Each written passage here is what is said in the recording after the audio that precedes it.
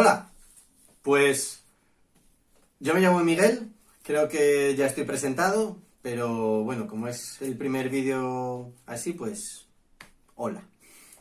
Y lo primero, muchas gracias a todos los que estáis sintonizando el vídeo o los que os estáis conectando, sea desde el portátil, sea desde el móvil, tomando notas. Si por fuerza mayor os tenéis que estar conectándoos en la calle o haciendo otras tareas, muchas gracias. Y a los que habéis silenciado el móvil y lo habéis dejado encima de la cama o por ahí, bueno, todavía estáis a tiempo. ¡Despierta! Bueno, todavía estás a tiempo de quitar el silencio. Es que si está puesto el silencio da igual que grite, ¿no? Pero bueno. Vale, eso si lo has visto en algún reflejo, quita el silencio y escucha, que seguro que algo te llevas. Bueno, vamos a tomar como punto de partida este libro, La Cruz del Rey, que toma pasajes selectos o específicos que ha seleccionado del Evangelio de Marcos y con ellos va trabajando pues algunas cuestiones fundamentales del cristianismo. Y vamos a ver uno que titula La danza, que trata sobre la Trinidad. Y plantea la Trinidad como una danza, no es que sea él el primero que lo hace, planteando que las personas de la Trinidad están en movimiento, hay un dinamismo, no es algo quieto y estático.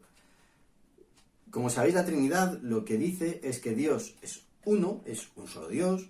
Oye, Israel, Yahvé tu Dios, uno es, solo hay un Dios. Pero este Dios, sabemos, desde que Jesús vino, que es Dios Padre, Dios Hijo y Dios Espíritu Santo. Alguno quizá pensará, que ya os estoy viendo, ya estaréis pensando que esto a lo mejor es una raya de tíos medievales y que no tiene ningún sentido. Bueno, pues sí tiene sentido. No voy a decir que no hubiera tíos medievales que se rayaran completamente con esto. Pero, aunque ellos se rayaran, no significa que sea una rayada. ¿Me he rayado yo? Bueno, el caso es que tiene sentido. Vamos a ver el pasaje. Empieza Marcos y va al grano diciendo que en aquellos días Jesús vino a Nazaret, de Galilea, y fue bautizado por Juan en el Jordán. E inmediatamente, al salir del agua, vio que los cielos se abrían y que el Espíritu, como paloma, descendía sobre él. Y vino una voz de los cielos que decía: tú eres mi Hijo amado, en ti me he complacido. Aquí tenemos al Padre, tenemos al Hijo, tenemos al Espíritu Santo, de un modo muy claro. Génesis empieza también con una escena en la cual están estas tres personas. Dice que en el principio creó Dios los cielos y la tierra. Dice que el Espíritu de Dios se movía, aleteaba sobre la superficie de las aguas. Y entonces dijo Dios: sea la luz, y hubo luz. Y Juan nos recuerda o nos relaciona a Jesús con el verbo de Dios. En el principio era el verbo, y el verbo estaba con Dios, y el verbo era Dios. Jesús es el verbo, el Hijo es el verbo de Dios. La Biblia termina en Apocalipsis también con las tres personas de la Trinidad, en una escena en la cual Juan dice que vio un río de agua de vida, ya estamos en la Jerusalén celestial, dice que vio un río de agua de vida resplandeciente como cristal que salía del trono de Dios y del Cordero. Tenemos a Dios y al Cordero y tenemos el río de vida, que es el Espíritu Santo. También me gustaría que tuviéramos ahí un poco en mente el papel central del amor en el cristianismo. Como cuando a Jesús se le pregunta ¿cuál es el mandamiento primero? Y él dice: amarás a Dios con todo, con toda tu fuerza, con toda tu mente, con todo tu espíritu, con todo. Y al prójimo como a ti mismo. También que Dios es amor. Volveremos sobre este pasaje más tarde. Dios no es que ame, es que Dios es amor. Claro, y alguno a lo mejor diréis: bueno, vale, acepto que no sea solamente una rayada medieval. Es una rayada de tíos medievales y de algunos que seguís con ello. Bueno, tened un poco de paciencia, que van a ser 10 minutos. Y veréis que sí tiene relevancia. Como os decía, en el Antiguo Testamento todo esto no lo sabían. Es decir, Dios es uno, hay un único Dios, y hasta aquí es hasta donde llegan. La revelación ha sido progresiva y cada vez se han ido revelando más cosas. No es la misma la revelación que tenían al principio los primeros autores de la Biblia que los que ya han venido los profetas, que los que ya, hasta que al final en el Nuevo Testamento la llegada del Mesías, pues evidentemente habré un montón de conocimiento. Pero eso no significa que en el Antiguo Testamento no amaran a Dios o no pudieran amar a Dios. Es decir, igual que un teléfono de los años 80 sirve para hacer llamadas. Tú podrías llamar con el teléfono de tu abuela. Si es que tu abuela sigue teniendo un teléfono de estos, que yo creo que ya muy poquitas abuelas quedan que no tengan un smartphone y usen el WhatsApp. Pero tú podrías llamar con un teléfono de estos. Ahora, ¿quién quiere quedarse con un teléfono de estos cuando puede avanzar? Entonces yo creo que podemos avanzar. Como decía, con la revelación del Antiguo Testamento ya sabemos perfectamente que Dios es uno, hay un único Dios. Y muy importante, es un Dios personal, que ha hecho al hombre a su imagen. Dios hace a imagen de Dios, hace al hombre. Nosotros somos imagen de Dios. Esto choca con los dioses del entorno, por ejemplo con los dioses grecorromanos, en los que el hombre se fabrica un dios que realmente son como personas pero con superpoderes, o como personas pero inmortales.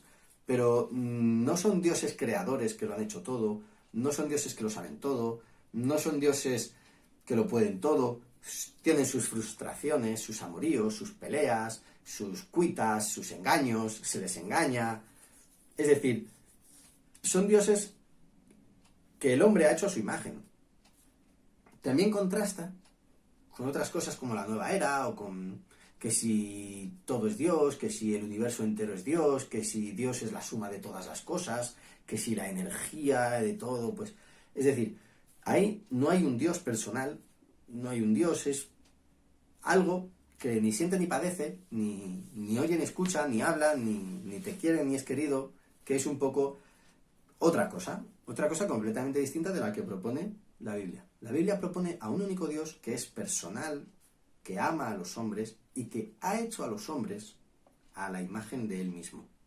Por eso la dignidad del hombre. El hombre tiene dignidad porque Dios le ha hecho a su imagen. Pero claro, hay otras implicaciones que se conocen cuando vemos la Trinidad. Y bueno, yo he puesto, antes lo he simbolizado con 3 dándose la mano, dando vueltas. Si te parece que eso es el corro de la patata y quieres coger otra imagen, pues mira, aquí tienes una imagen de 3 bailando breakdance. Si eso te gusta más, pues adelante. El caso es que no hay uno solo que esté en una posición central. Si os fijáis, Jesús le dice, Padre, glorifícame, yo te he glorificado. Uno glorifica a otro, otro glorifica al uno, con aquella gloria que tenía al principio. Jesús, Hijo de Dios, resucitado por el Espíritu Santo. El Espíritu a quien os enviaré, el Espíritu a quien el Padre enviará. El juicio, dice Dios, a nadie juzga, sino que el juicio se lo ha dejado al Hijo.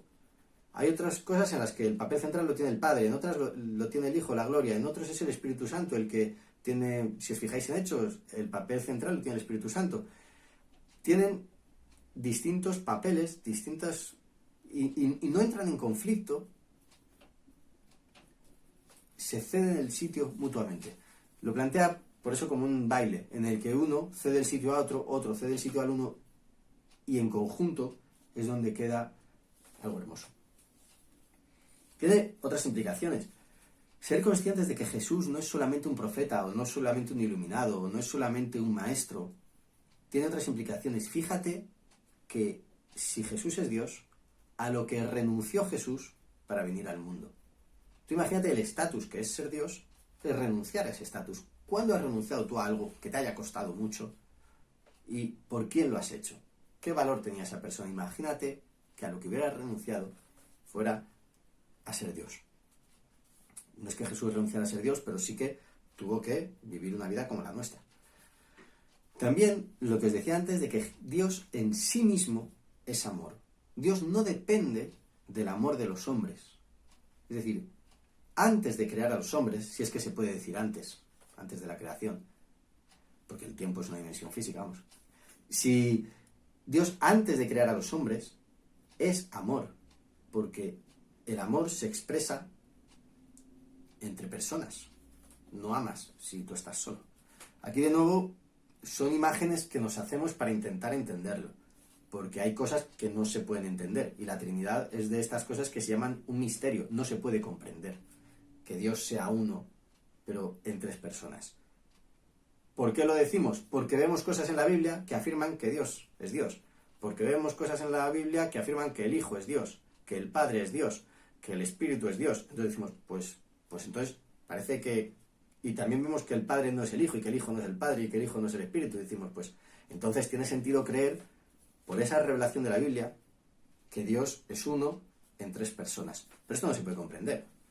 No lo podemos comprender, igual que no podemos comprender pues, mil cosas, como el origen del universo, o como el tiempo que va para atrás, o los agujeros negros, o como no podemos comprender como si a un mono le pones un ordenador y no lo entiende. Pues tenemos que tener una cierta humildad, sabiendo que de algún modo, al fin y al cabo, nuestro cerebro, esta maquinaria, es una maquinaria limitada que está hecha para lo que está hecho.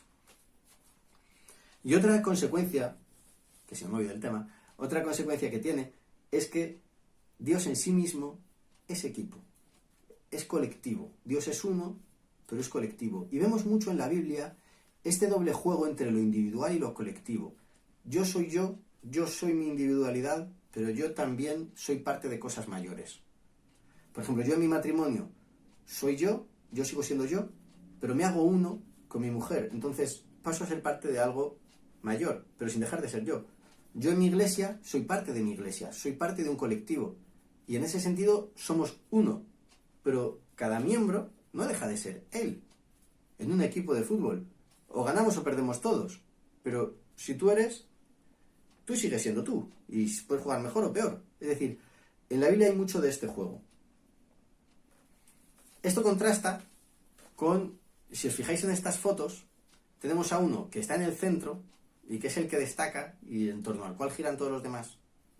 Eso contrasta, con lo que os decía de la Trinidad, en la que ninguna de las tres personas reclama una posición única y exclusiva de preeminencia. Plantea una cosa muy interesante el libro, y dice, si en un escenario hubiera 100 personas bailando, y los 100 quisieran el papel central, ¿qué pasaría? Seguramente sería un caos. No vemos esto en la Trinidad. Yo creo que ya queda bastante claro cómo se puede esto aplicar, pero vamos a verlo de un modo más específico. Fijaos, si ni cada una de las personas de la Trinidad, ni el Hijo, reclama para sí mismo una preeminencia absoluta, ¿cómo es posible que nosotros vivamos muchas veces en el yo? Es decir, no es este nuestro modelo como cristianos. Tampoco es nuestro modelo el individualismo, en el cual uno va por libre y solo por libre. Como os decía, yo no pierdo mi individualidad por hacerme parte de colectivos o por hacerme parte de grupos.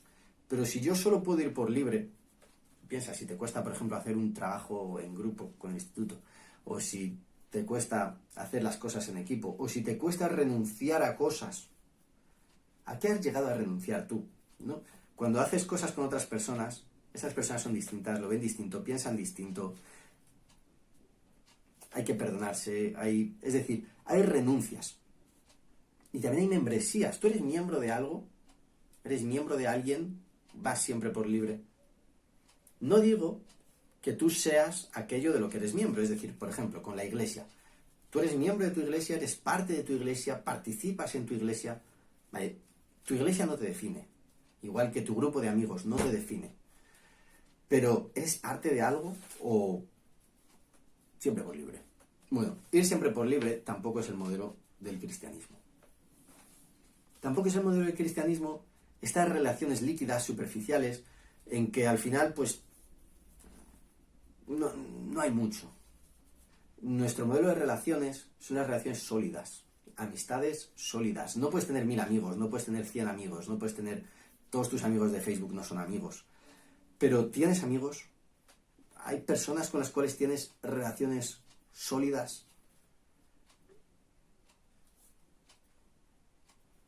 También el tema de la aceptación y la popularidad. Si os fijáis en la popularidad, uno lo que busca es destacar, que es lo contrario a lo que decíamos de ser parte todos iguales de un grupo.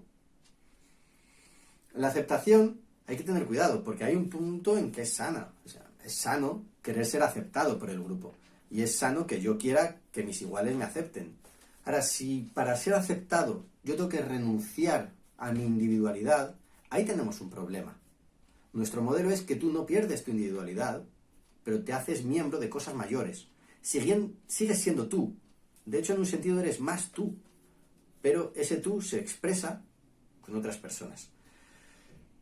Igual que decía antes que las relaciones deben ser sólidas o debe haber relaciones sólidas, eso no significa que no haya relaciones que se puedan romper o grupos con los que se pueda romper. O el aislamiento. Vivimos en una sociedad en que hay mucho aislamiento, pero el aislamiento choca con todo esto que decimos de la Trinidad. Y al final, uno se lo tiene que mirar uno mismo al espejo. Mírate a ti mismo y a ver cómo es lo que ves delante de ti. Y para terminar, mira, Dios es equipo. Si Dios es equipo, tú mismo, ¿no deberías jugar en equipo? Mójate por los demás.